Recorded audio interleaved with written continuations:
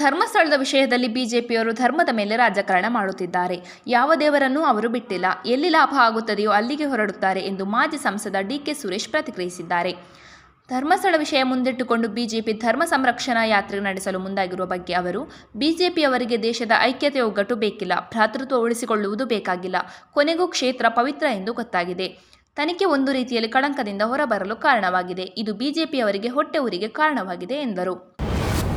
ಕೇಂದ್ರ ಸಚಿವ ವಿ. ಸೋಮಣ್ಣ ಅವರು ಚುನಾವಣಾ ರಾಜಕೀಯಕ್ಕೆ ನಿವೃತ್ತಿ ಕುರಿತು ಮಹತ್ವದ ಘೋಷಣೆಯೊಂದನ್ನು ಮಾಡಿದ್ದಾರೆ. ಆ ದೇವರು ಬಂದು ಚುನಾವಣೆಗೆ ಸ್ಪರ್ಧಿಸುವಂತೆ ಸೂಚಿಸಿದರೂ ನಾನು ಮತ್ತೊಮ್ಮೆ ಚುನಾವಣೆಗೆ ಸ್ಪರ್ಧಿಸುವುದಿಲ್ಲ. ನನ್ನ ಭಾವನೆ ಅದೇ ರೀತಿಯಲ್ಲಿದೆ. ಅಧಿಕಾರದಲ್ಲಿದ್ದಾಗ ಹೆಜ್ಜೆ ಗುರುತು ಬಿಟ್ಟು ಹೋಗಬೇಕು ಎಂಬುದು ನನ್ನ ಆಸೆಯಾಗಿದೆ ಎಂದು ಹೇಳಿದ್ದಾರೆ.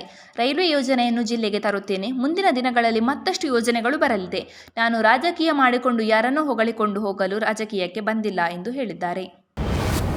ರಷ್ಯಾದಿಂದ ತೈಲ ಖರೀದಿ ವಿರೋಧಿಸುತ್ತಿರುವ ಅಮೆರಿಕ ಮತ್ತು ಯುರೋಪಿಯನ್ ದೇಶಗಳ ದ್ವಂದ್ವ ನಿಲುವನ್ನು ವಿದೇಶಾಂಗ ಸಚಿವ ಜೈಶಂಕರ್ ಕಟುವಾಗಿ ಟೀಕಿಸಿದ್ದಾರೆ. ಭಾರತದಿಂದ ಸಂಸ್ಕರಿಸಿದ ತೈಲವನ್ನು ಖರೀದಿಸಲು ಯಾರೂ ನಿಮ್ಮನ್ನು ಒತ್ತಾಯಿಸಿಲ್ಲ.